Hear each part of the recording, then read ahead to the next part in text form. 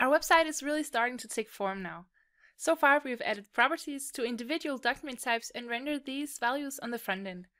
Now, sometimes there might be some fields that we would want to show on all pages. These fields are the same, but the value might differ. By using compositions, we can use the same properties on multiple document types at the same time. Okay, before this gets too theoretical, let's dive into the site and see this in action. So let's start by taking a look at our front end. As you can see, we have a Jumbotron up here with a title that says Welcome Umbraco TV and a subtitle that currently says, and this is only the beginning. Now, this here is our welcome page based on the homepage document type. Let's take a look at another page based on the content page document type. As you can see, the title and the subtitle is the same.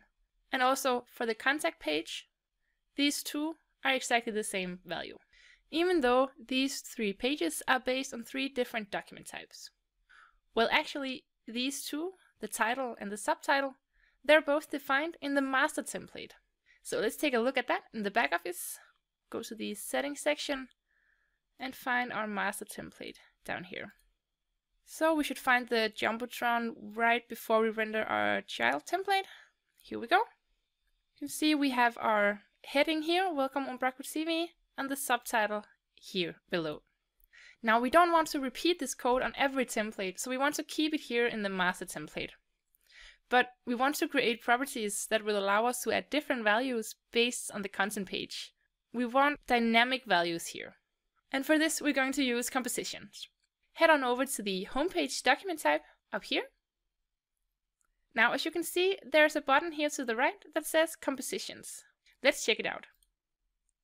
As the text here says, a composition is a way to have our document types inherit groups and properties from existing document types. Wow, that sounds really smart and exactly what we need here. Right now, we cannot select any of our existing document types. This is simply because they both contain a property with the body text alias. It's impossible to have two properties on the same document type using the same alias. It has to be unique. So that means we will need to create a new document type for this.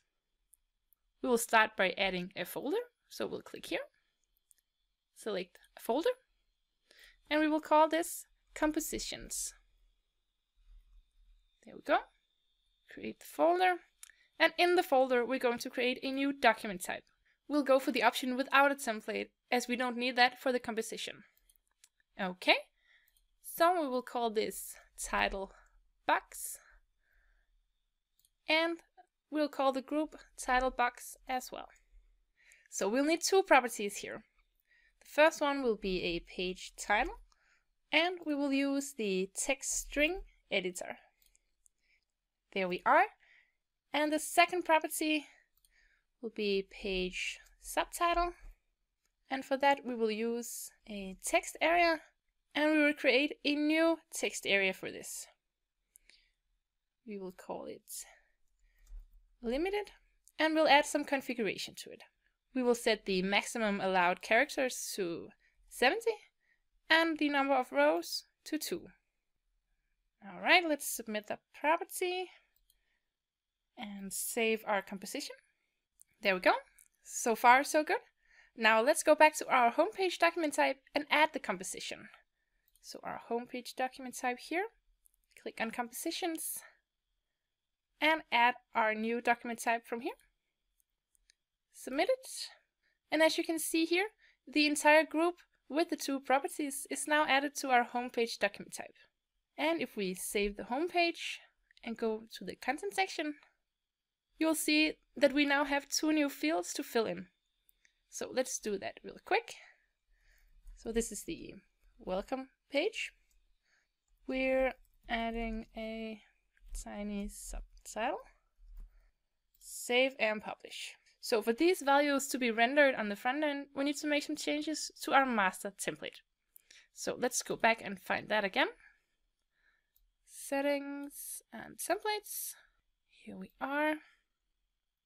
All right, so we'll highlight the text, Welcome Umbraco TV, insert value, and from the drop down we'll find our page title property. It's here. So let's use some of these configuration options we have here. we can either go for a default value or we can make it recursive. For this property, we're going to make it recursive. This means that there'll be a fallback added to the property here, and it will fall back to the ancestors. That means that if you have a content page without this value filled in, it will simply take the value filled in on the parent node. So in our case, that would be the welcome homepage. Alright, so we'll submit this value and do the same for the subtitle here. Select it, insert value, and find our property. Here it is, and make it recursive. We'll submit it and save. Okay? Alright, now let's check out the front end. And as you can see, it's now rendering the values that we put in the content section. Now let's add this composition to our remaining document types. So in the back office, we will find our content page, add the composition here, submit it and save, and do the same on the contact page. There we go. Alright, save it. Great. Now let's see what happens if we refresh our content page up here. So now it will give us the same values as on our front page. And that's because we haven't yet filled in these values on our content in the content section. Now let's see what happens if we do that real quick. So content, and we'll select Learn Umbraco. So the page title here will be Learn About Umbraco. And the subtitle, let's just go with another subtitle here. Alright, let's save the content page and refresh on the front end. And there we go.